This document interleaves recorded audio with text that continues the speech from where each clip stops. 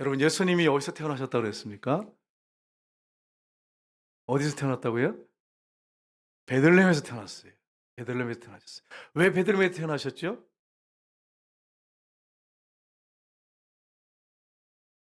여러분, 다윗의 고향이 어디입니까? 베들레헴이에요. 아브라함과 다윗의 자손 예수 그리스도의 세계라. 그러니까 여러분, 예수님이 다윗의 후손으로 오셨어요. 성령으로 영태되셨지만 하나님이시지만 육신으로 하면 다윗 왕의 혈통에서 왕의 족보에서 들어가 있죠. 그래서 태어나셨어요. 그러니까 베들레헴에가 적이 있는 거죠. 본적이 있는 거죠. 그래서 여러분, 황제가 천하로 호적하라고 딱 명령 내렸을 때 요셉과 마리아가 갈릴리에 살다가 이 베들레헴으로 가서 베들레헴 마국간에서 예수님을 낳습니다. 그 베들레헴에서 탄생한 다음에 헤롯이 죽이려고 하니까 어 바 애굽으로 도망가요. 아이를 데리고 도망가죠, 요셉이. 그리고 꿈에 지시한 대로 간 거예요. 그리고 다시 지시함을 받고 와서 이 예루살렘 베들레헴 지역을 살 수가 없어요. 그래 가지고 갈릴리로 갑니다. 갈릴리에 가서 갈릴리 나사렛에서 예수님이 사시게 됩니다. 근데 이게 예언되어 있어요. 나사렛 사람이라 칭하리라. 그 나사렛에서 사시게 됩니다. 그 30세까지 나사렛에서 사셨어요. 나사렛에서 무슨 일 하셨죠, 여러분? 목수일 하셨어요. 우리 간사님 중에 한 분, 오늘 뭐 얘기를 좀 했는데 직업이 목수예요. 그 옆에 있다가 예수님 가졌던 직업을 가지셨다고 이렇게 누가 얘기하니까 서로 웃었는데 목수셨습니다. 30년 동안 목수 일하다가 30세가 되신 다음에 공생애를 시작하십니다. 그래서 예수님이 어디로 오십니까? 갈릴리 나사렛에서 요단강으로 오십니다. 그래서 요단강에서 요한에게 세례를 받으시고 물에서 올라오셔서 기도하실 때 성령이 비둘기처럼 예수님에게 임하십니다. 너는 내 사랑하는 아들로 내 기뻐하는 자니라. 성령에 이끌리셔서 광야로 가서 40일 동안 금식하셨어요. 여러분, 40일 금식하셨다니까 예수님께서 금식 기도하실 때 힘드셨겠다 이런 생각도 하고 배고프시겠다 이런 하시겠죠. 유대 광야를 한번 가보세요. 여러분, 풀 한 폭이 없어요. 햇빛이 쨍쨍 내리치는데 아마 어디 굴 불이나 어떤 그늘에 계셨을 거예요. 풀 한 폭이 없어요. 그런데 광야로 가셔서 광야에 가니까 먹을 게 있어요, 없어요? 돌밖에 없잖아. 그래서 여러분 기도하셨어요, 거기서 40일 금식하시면서. 그리고 사단이 시험하잖아요, 예수님께. 광야에 돌밖에 없으니까 이 돌들을 떡덩이가 돼서 만들어 먹어라. 네가 하나님의 아들이라면.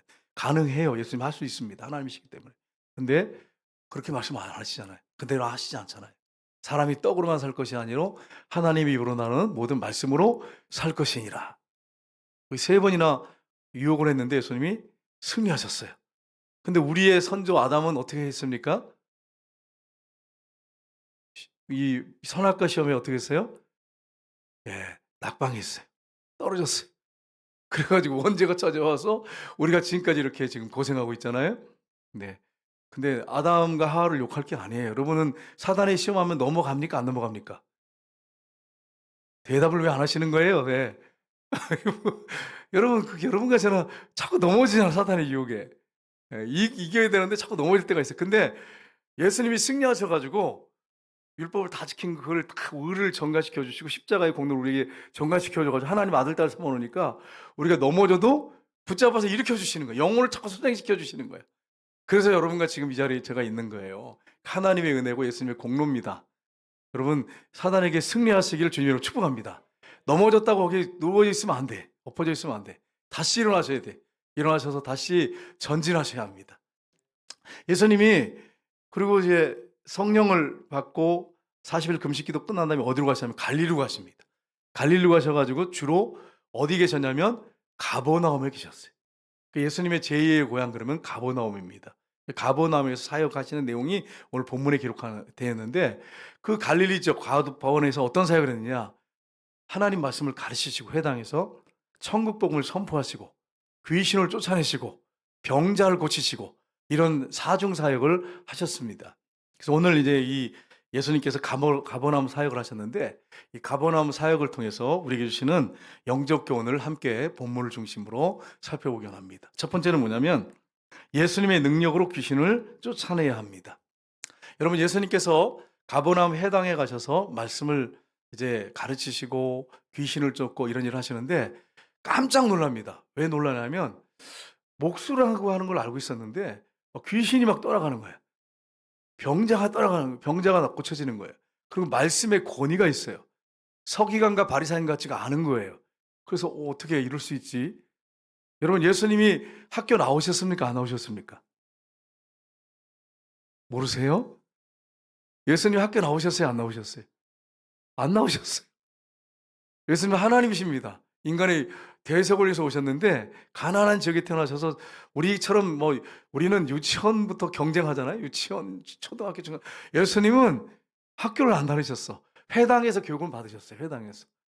그리고 예수님께서 어 여러분 그런 분이신데 권위가 있어. 서기관과 바리새인들은 정식 코스를 밟아서 공부한 사람들이거든요. 예루살렘에서. 그러니까 얼마나 대단한 사람들입니까? 근데 그들이 가르치는 거하고 예수님하고 천지 차이는 거예요. 예수님의 말씀은 권위가 있어요. 왜 그렇습니까? 바리새인과 서기관들은 랍비들의 어떤 전통 아니면 그들이 했던 교훈을 가지고 그걸 설명하고 그걸 근거로 해서 전했어요, 말씀을. 그리고 미시나라고 하는 게 있고 탈무드가 있어요. 이런 것들을 섞어 가지고 말씀을 전했거든요. 근데 예수님은 그게 아니고 그냥 하나님 말씀을 그냥 강력하게 선포하시는 거예요. "나는 너희에게 이르노니." 그러면서 그냥.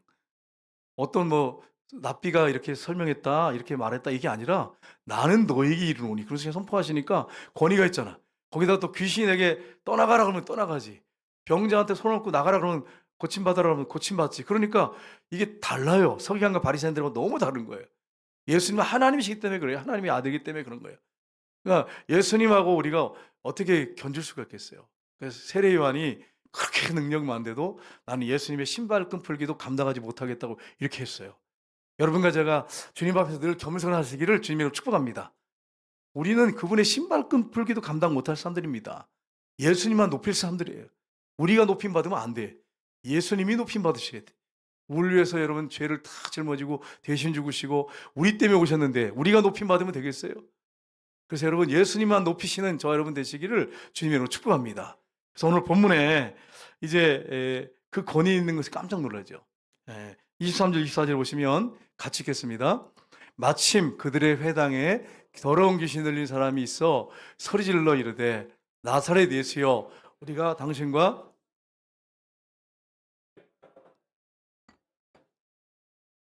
하나님의 거룩한 자니이다. 아멘. 하나님의 거룩한 자가 뭐예요? 누구예요? 거룩한 사람, 거룩한 자는 세상에 존재하지 않습니다. 하나님께서 우리에게 그렇게 거룩하다고 부르시고 예수님의 그 의를 갖다 우리에게 주셔서 우리를 거룩하다고 하시지 우리는 거룩한 사람 아니에요. 거룩한 사람은 하나님밖에 없어요. 그럼 다른 말로 하면 예수님은 하나님의 아들이라는 얘기예요. 거룩한 자니이다. 뭐라고 합니까? 우리가 당신과 무슨 상관이 있나이까? 우리를 멸하러 왔나이까? 나는 당신이 누군지 압니다. 당신 하나님의 아들입니다. 쉽게 말하면 이거예요. 당신은 하나님이십니다. 이 고백을 하고 있는 거예요. 여러분 귀신은 귀신같이 압니다. 귀신은 귀신같이 알아. 절대로 여러분 귀신에게 휘둘리시면 안 돼. 귀신의 여러분 약점을 다 알고 있습니다. 여러분 무슨 기도하는 거 들을까요? 못 들을까요? 알고 있어요, 여러분. 알고 있고 여러분이 어떤 길을 갖고 무슨 말을 했고 사람들하고 뒷담화하고 이런 거 다 알고 있어요, 귀신들이. 그렇기 때문에 여러분 그거 장난칠 수 있어요. 거기 놀아나시면 절대 안 돼요. 귀신들을 장난칩니다, 귀신들이. 여러분 귀신이 점쟁이한테 딱 가면 여러분 귀신 들리는 사람들은요. 그냥 이 통계로 하는 사람이 아니라 귀신 들려서 하는 사람들은 딱 들어오면 지갑에 뭐가 있는지 정확하게 합니다. 귀신같이 알아요. 귀신같이 정말. 근데 여러분 이 귀신같이 하는 귀신이 예수님한테 뭐라 그랬습니까? 당신은 하나님의 거룩한 자니이다. 그러면 여러분 확실한 거죠. 확실한 거죠. 귀신을 통해서도 확증을 받으시네 예수님께서요. 하나님의 아드신 걸 확증을 받잖아요. 여러분 예수님이 귀신을 쫓아내십니다. 예수 믿는 사람들도 뭐 해야 됩니까? 귀신을 대적하고 쫓아내셔야 합니다. 여러분과 저는 귀신을 쫓아낼 줄로 믿습니다. 그런 능력을 여러분과 저에게 주셨어요. 예수님 십자가에 죽으시고 부활하셔서 그 권세를 갖고 있는데 그 권세의 이름이 저와 여러분에게 있고 그분이 여러분과 제 안에 있어요. 때로는 죄 때문에 넘어지고 쓰러지기도 하지만 그분이 여러분 안에 계시다면 여러분이 귀신에게 명하면 귀신이 쫓겨나갑니다. 벌벌 떱니다. 여러분이 떠시면 안 돼. 근데 이 사실을 확실히 모르는 사람들은 목사님들도 그렇고 우리 장로님들은 안 그러실 것 같아요. 근데 이 권사님들 보면 벌벌 떨어요. 귀신 쫓으러 가자면 벌벌 떨고 막 이래요. 왜냐하면 귀신이 어떤 존재인지 내가 어떤 사람이 정체성, 나의 정체성을 잘 모르기 때문에 그래. 여러분 안에 예수님이 계시기 때문에 귀신을 명하면 쫓겨나갑니다. 근데 여러분이 죄를 짓잖아요. 죄를 지면 귀신이 귀신같이 알잖아요. 그거 가지고 이제 정죄하지요.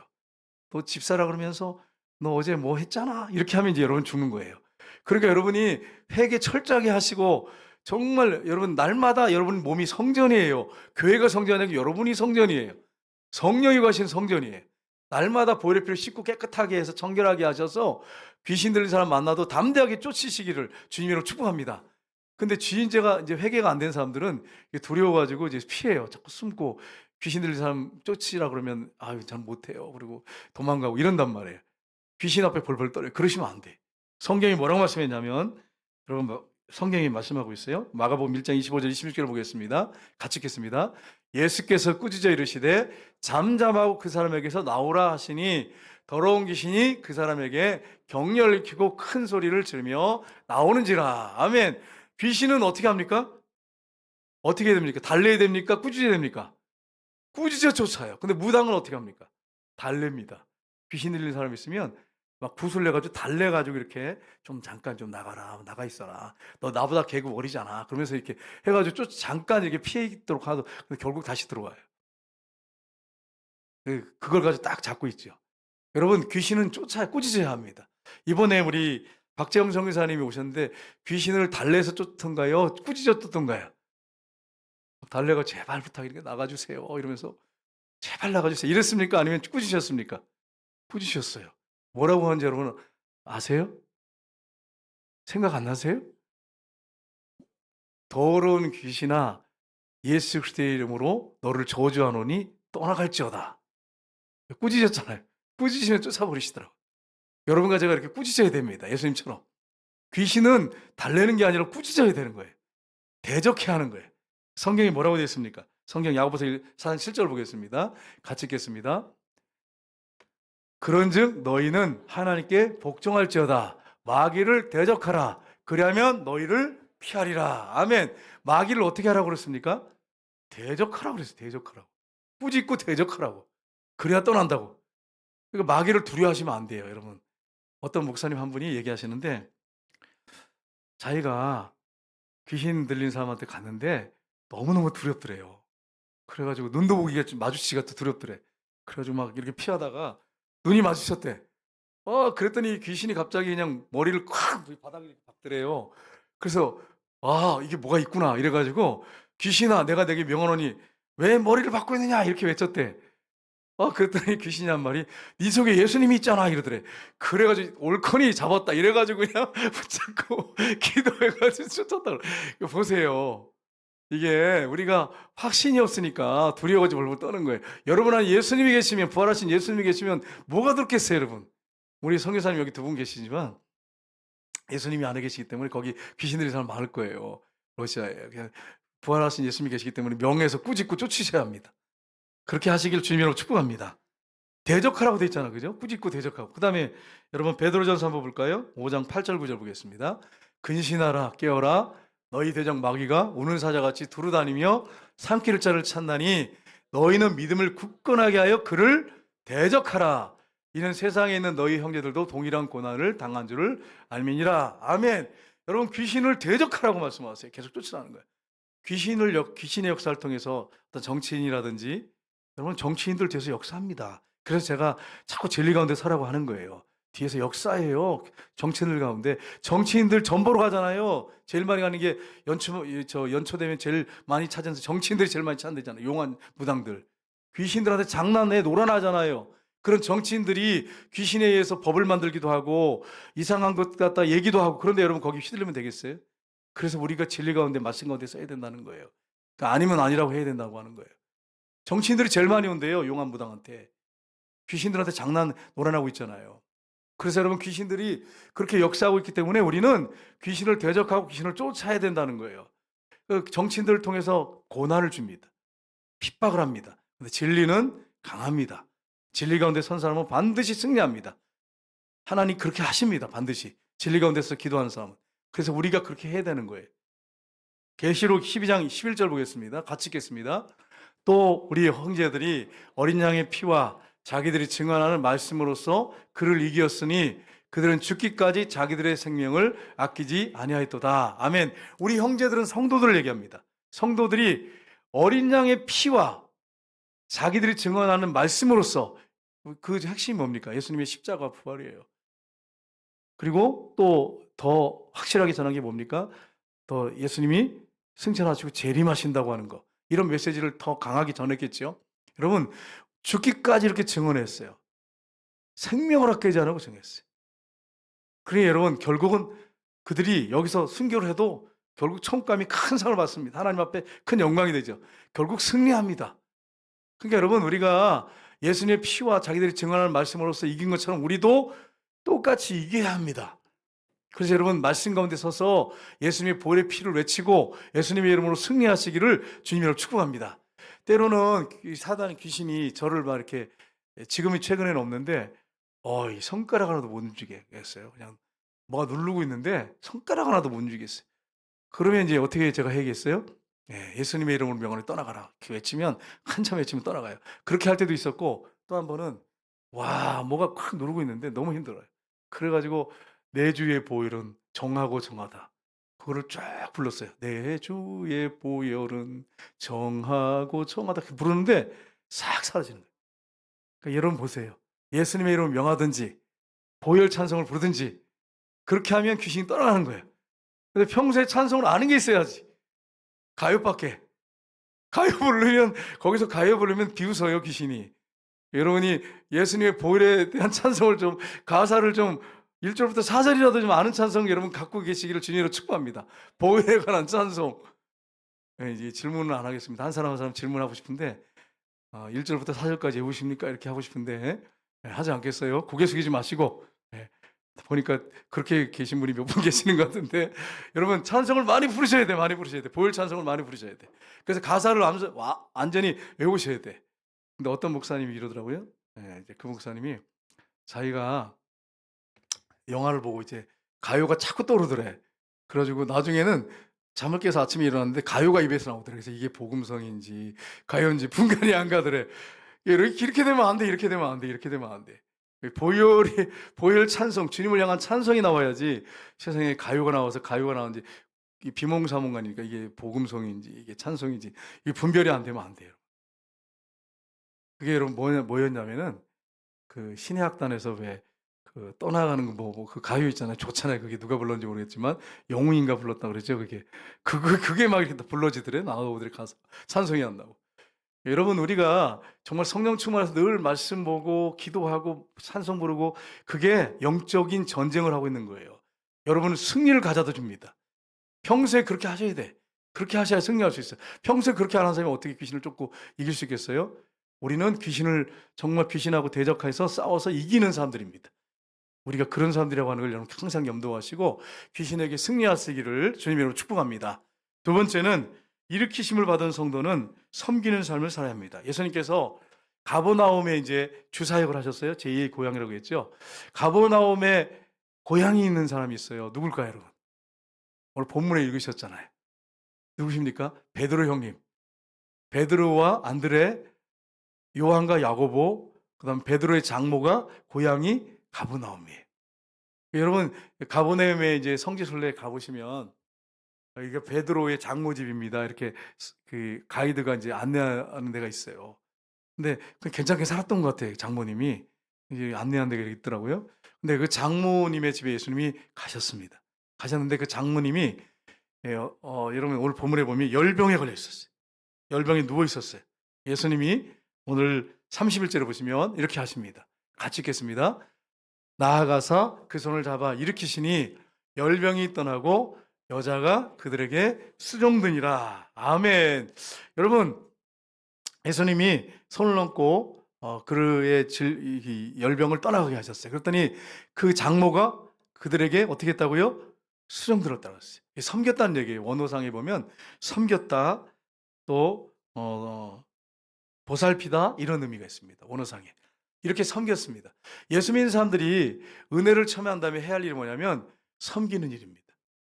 여러분과 제가 하나님의 은혜로 구원받고 내가 정말 하나님의 놀라운 은혜를 체험했다면 섬기는 삶을 살아야 돼. 근데 이게 크리스찬들에게 정말 약합니다. 여러분 한번 여러분 자신에게 한번 질문해 보세요. 나는 주변 사람들을 섬기는 사람인가 대접받으려고 하는 사람인가? 한번 질문해 보세요. 많은 경우에 보면 대접받으려고 그래요. 여러분 이제 결혼을 한 부부들 있잖아요. 여러분 아내한테 대접받기를 원하십니까? 남편들 섬기기를 원하십니까? 대답을 못 하시잖아요. 그리고 아내들 결혼하신 분들 여러분은 남편한테 대접받기 원하십니까? 섬기십니까? 양쪽 다 대접을 못하네.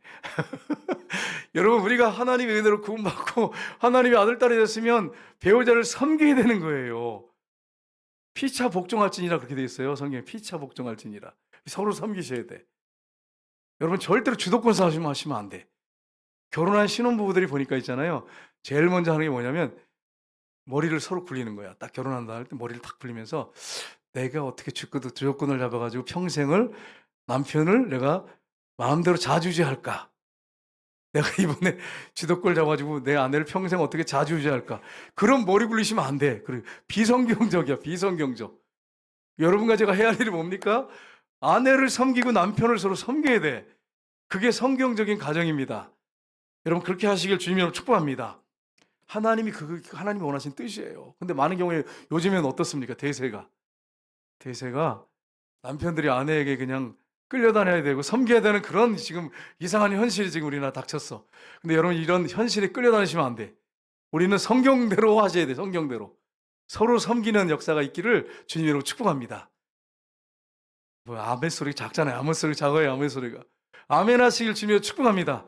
서로 섬기셔야 돼. 서로 섬기셔야 돼. 우리 마태복음 보겠습니다. 20장 26절 한번 보겠습니다. 같이 읽겠습니다. 너희 중에는 그렇지 아니하여 하리니 너희 중에 누구든지 크고자 하는 자는 너희를 섬기는 자가 되고 너희 중에 큰 자는 너희를 섬기는 자가 되어야 하리라. 아멘. 자, 이 말씀에서 예수님이 하신 말씀이에요. 여기서 여러분한테 질문해 보세요. 예. 여러분은 큰 자 같습니까? 작은 자 같습니까? 어떤 사람이 큰 자라고 했어요? 가정에서? 어떤 사람이 가정에서 큰 자라고 그랬어요? 교회에서 큰 자라고 그랬어요? 섬기는 자래요. 그러니까 여러분 가정에서 남편이 아내를 잘 섬기는 사람은 그 가정에서 정말 큰 사람이에요. 그 남편이. 아내가 남편을 정말 잘 섬기면 그 아내가 가정에서 큰 사람이에요. 아멘이죠. 여러분 보세요. 남편이 예수 안 믿어요. 그럼 아내가 어떻게 하시죠?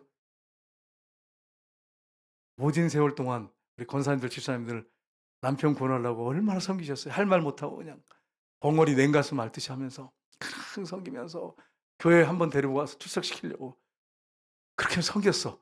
그러다가 이제 예수 믿고 이제 구원받고 이분이 신앙생활에서 목사가 되고 집사가 되고 뭐 그럴 수 있잖아요. 장로가 되고 그러잖아요. 그러면 이제 그다음부터는 이제 자리가 잡혔어. 그럼 이제 그다음부터는 이제 안 섬겨 이제는. 할 말 다 해. 할 말 다 해. 할 말 다 해. 그런데 예수님이 뭐라고 말씀하셨어요? 섬기는 자가 크냐, 섬김 받는 자가 크냐 했을 때 섬기는 자가 큰 자고 그랬어요. 크자고. 그럼 여러분 제가 여러분 가정에 갔을 때 예를 들어서 남편이 이렇게 잘 섬기고 있어 아내를. 그러면 제가 평가를 어떻게 해야 되냐면 이 집에 정말 큰 사람은 정말 집사님이구나. 남편 집사님이구나. 이렇게 평가를 내려야 되는 거예요. 근데 아내가 너무너무 잘 섬겨. 집사인데도 남편이 잘 믿는데도. 그러면 이 가정에 정말 큰 사람은 아내구나. 이렇게 되는 거예요. 교회에서 큰 사람은 누구지 여러분? 교회에서 큰 사람은 목사입니까? 섬기는 사람입니까? 섬기는 사람이에요. 섬기는 사람. 섬기는 사람이라고 하는 걸 여러분이 명확하게 하셔야 돼. 이걸 놓치면 절대 안 됩니다. 예수님 말씀하셨어요. 직접 말씀하셨어요. 마태복음 20장 28절 보겠습니다. 같이 읽겠습니다. 인자가 온 것은 섬김을 받으려 함이 아니라 도리어 섬기려 하고 자기 목숨을 많은 사람의 대성물로 주려 함이라. 아멘. 예수님이 이 땅에 오신 이유가 뭐죠? 섬기러 오셨어요. 그러면 여러분 가정에서 어떻게 하셔야 됩니까? 왜 하나님 말씀에는 읽다가도 턱 지두문하면 대답을 못하고 이러셔요. 여러분 가정에서 어떻게 하셔야 됩니까? 섬겨야 합니다. 예. 아내가 남편을 섬기고 남편이 아내를 섬겨야 합니다. 섬기러 오셨대잖아요, 우리의 스승이. 그럼 우리가 그 롤 모델을 따라가야지. 남편이 막 어지러워 놓고 막 그러면 남편 막 욕을 막 하면서 없을 때 막 웅시렁웅시렁 하면서 막 욕을 하고 "평생이야 평생." 그러면서 막 욕을 하고 그러면 돼야 안 돼요? 웃는 분들이 많아요, 여성들이. "하나님 내가 섬기는 사람이잖아요. 잘 섬기겠습니다. 우리 남편을 축복하옵소서." 이렇게 하셔야 돼, 이렇게 하셔야 돼. 자기 목숨을 많은 사람의 대속물로 주러 오셨다 그랬어요. 섬길 뿐 아니라 대속물로 주러 오셨다 그랬어요. 그래서 여러분, 저나 여러분과 해야 할 일이 뭐냐면 교회 안에서 섬기셔야 합니다. 직장에서 크리스찬들이 해야 할 일이 뭐냐면 권위를 내세우고 섬김 받으려고 하시면 안 됩니다. 전도 못 합니다. 여러분과 제가 직장에서 힘들어도 그 한 영혼 천국 가기 위해서 예수님처럼 섬겨야 합니다. 섬기는 자가 큰 자입니다. 예수님은 자기 목숨을 대속물로 주러 오신 분이에요. 섬기고. 그럼 우리 스승이 그랬다면 우리가 당연히 그렇게 따라가야죠. 이걸 여러분, 우리가 진리 가운데 서지 않으면 안 돼요. 진리 가운데 서서 살아야 됩니다. 한 집사님 어떤 분이 하나님께 큰 은혜를 받았어요. 그래 가지고 너무 감격스럽잖아요, 하나님의 은혜가. 날마다 찬송을 하고 감사하고 막 그러면서 기도 생활하고 예배드리는 걸 사모하고 막 기다려지는 거야, 교회. 언제가 주일인가 해 가지고 막 시간도 보고 막 기다려지고. 그렇게 하면서 교회 와서 청소도 하고 막 시키는 거 다 하고 막 봉사하고 1년 가고 2년 가고 3년 가고 4년 가고 그러니까 처음에는 막 이 청소를 해도 눈물이 나와. 너무 감격스러워서 '내가 주에 전해서' 그러면서 막 '청소를 할 수 있구나.' 하면서 감격하더니 한 4 년쯤 5 년쯤 딱 지나니까 마음이 싹 바뀌면서 '왜 다른 집사님들은 안 나오는 거야?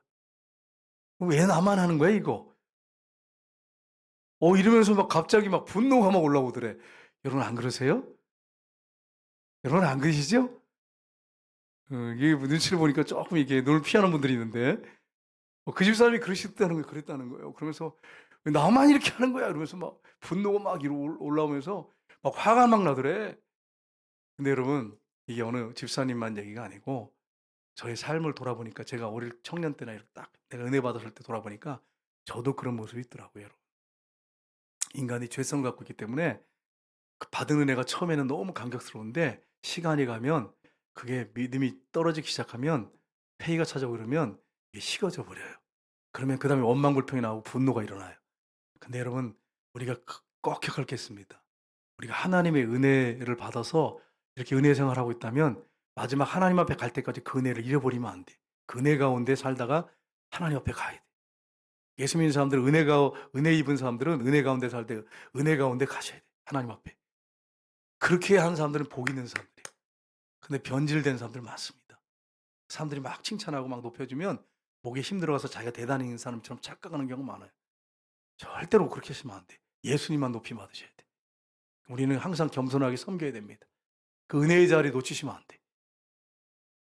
그 집사님의 고백이에요. 근데 저의 삶을 돌아보니까 저도 한때 은혜 받았을 때 젊었을 때 그렇더라고요.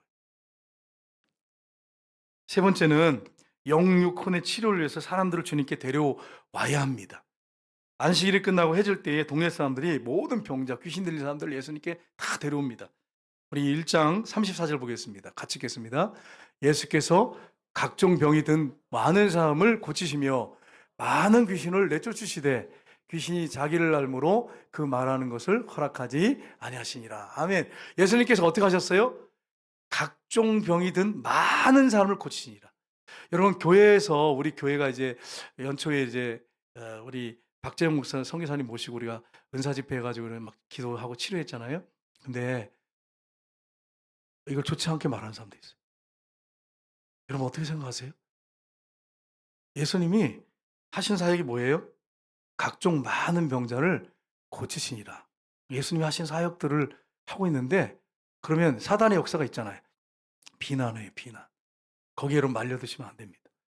예수님이 하신 사역입니다라고 하셔야 됩니다. 앞으로도 우리 교회는 말씀뿐 아니라 치유사, 귀신정사 이런 거 할 겁니다. 그래서 예수님이 하신 그대로 할 거예요.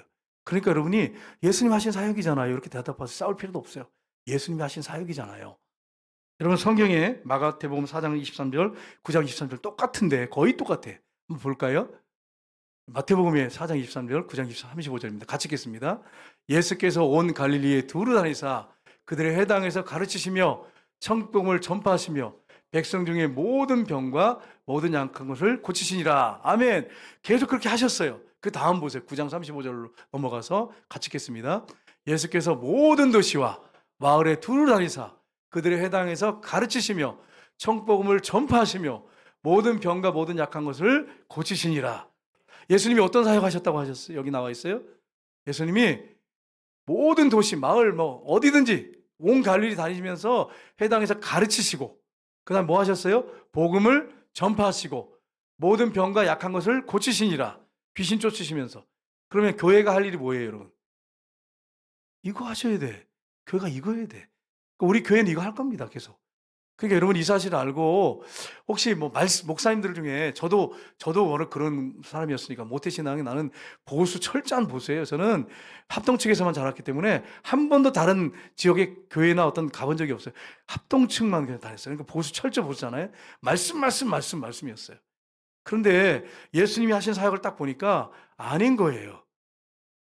말씀이 1번이야. 말씀 가리키는 건 당연한 거예요. 이건 1번이야. 이거는 여러분 절대로 이건 순위가 바뀌어서는 안 돼. 하나님 말씀 사역인데 그다음에 뭡니까? 귀신을 쫓고 병자 고치고 이런 일을 하셨단 말이에요. 교회가 할 일이 이겁니다. 그러니까 여러분 이런 사실을 알고 혹시 누가 그런 얘기를 하더라도 말씀으로 정리를 하셔야 됩니다. 해 줘야 돼요. 그런 분들이 의외로 많아요. 네. 우리 교회 안에서 그런 생각을 하는 분도 있어요.